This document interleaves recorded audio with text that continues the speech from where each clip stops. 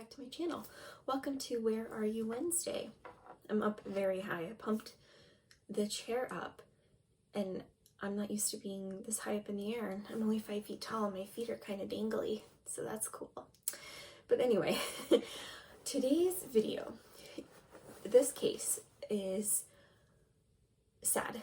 Oh, they're all sad, but this one made me like so angry for the family. All the years of unanswered questions and just the ensuing mess I think that came with it. But anyway, let's play the intro. Let's get into the story today. Now, I will say that some of it's kind of hard to listen to, so just a fair warning. Other than the intro, some of it's kind of hard to hear. So just as a more of a warning. Anyway, play the intro.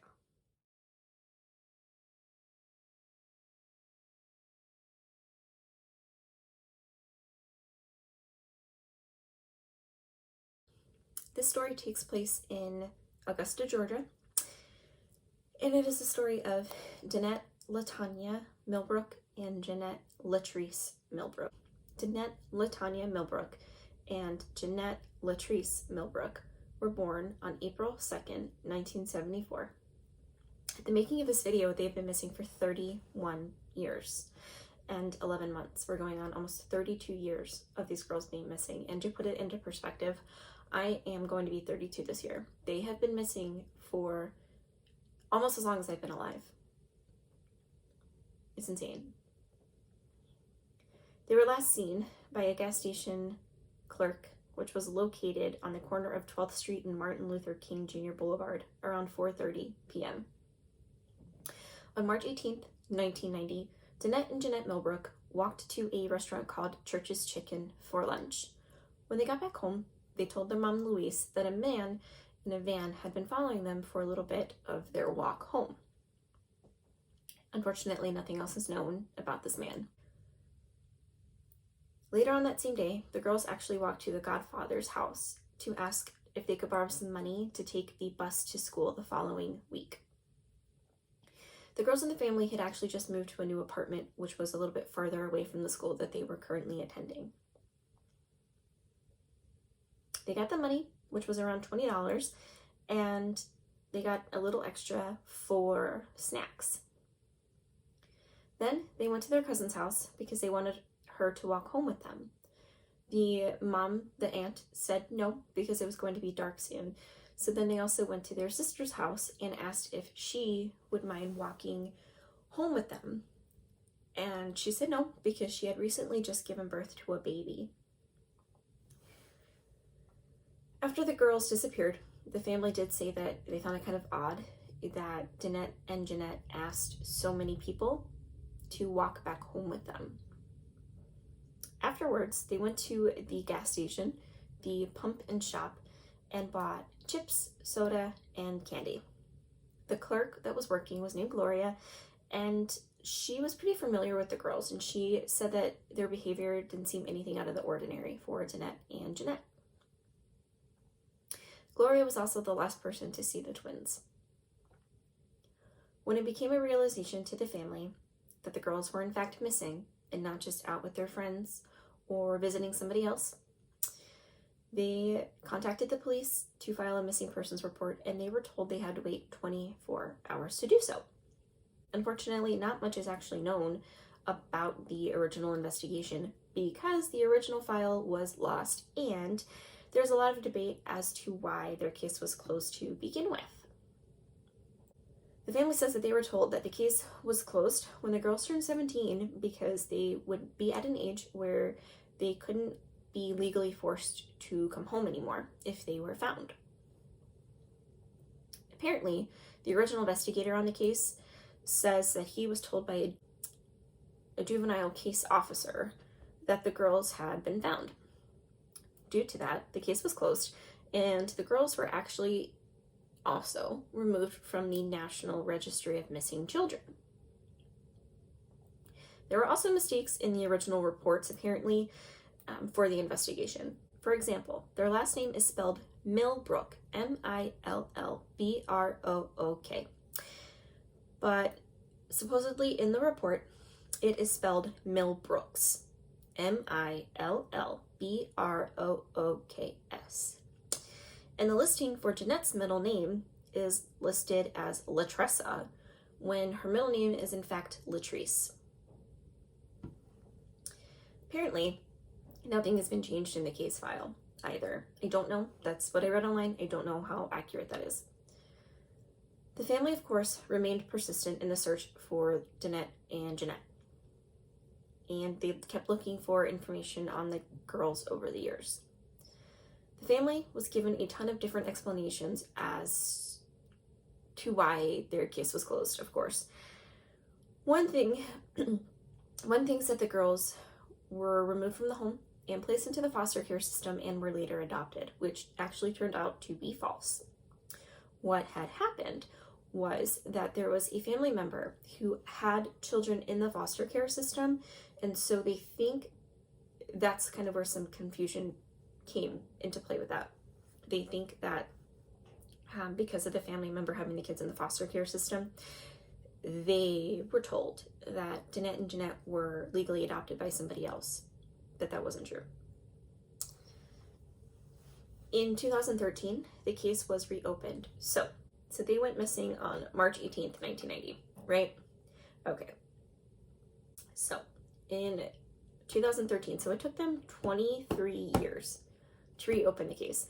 And this was, all these years had gone by, 23 years had gone by, and the family kept looking for answers. They kept looking for the girls. They kept doing everything that they could to keep their, to keep the girls out there.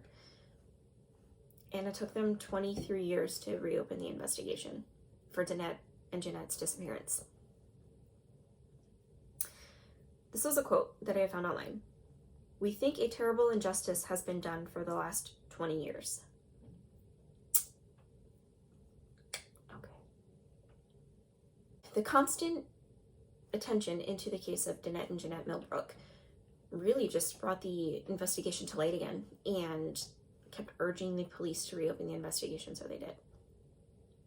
In 2017, the family actually met with the sheriff's office to discuss the case, and they collected DNA samples. There's also a billboard that was put up by the podcast producers called Fall Line and Unresolved. So they got together and raised funds to put this billboard up. They worked together to raise money for the billboard to advertise the girls' disappearance and information on Dannette and Jeanette, and also the $10,000 reward fund that was raised by the Fall Line. In 1993, skeletal remains of an unidentified black female were found in Aiken County on January 25th. So keep that in mind. The body is believed to belong to somebody who was murdered between 1990 and 1992. And the body was also found off of Shaw's Creek off of Highway 191 in Aiken County, South Carolina. The woman still is unidentified and remains listed as one of the Aiken County Jane Does. A man named Joseph Patrick Wilson was active in the girls' neighborhood. And by that, I don't mean like a good, productive neighbor. This is kind of where it gets kind of hard. So I'm going to try to keep it as clean as I can, but with also giving you the information that I found online. So this was kind of hard for me to read. Anyway, Joseph Patrick Wilson lived in the same neighborhood, apparently, as Dannette and Jeanette Millbrook. And some people actually think that maybe he was involved with the disappearance of the girls. He was sentenced to 17 consecutive life sentences in 1995 for a myriad of crimes.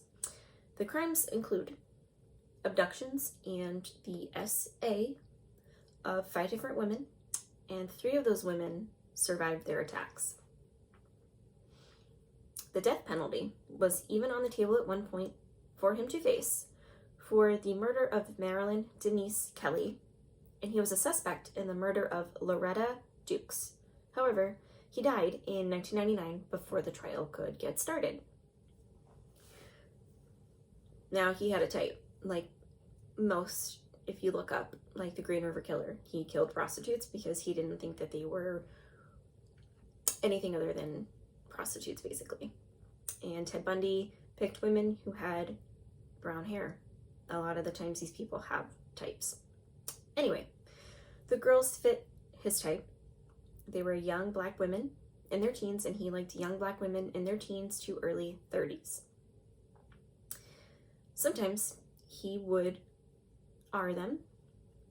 After shooting them, he would shoot his victims, and then sometimes he would assault them even further.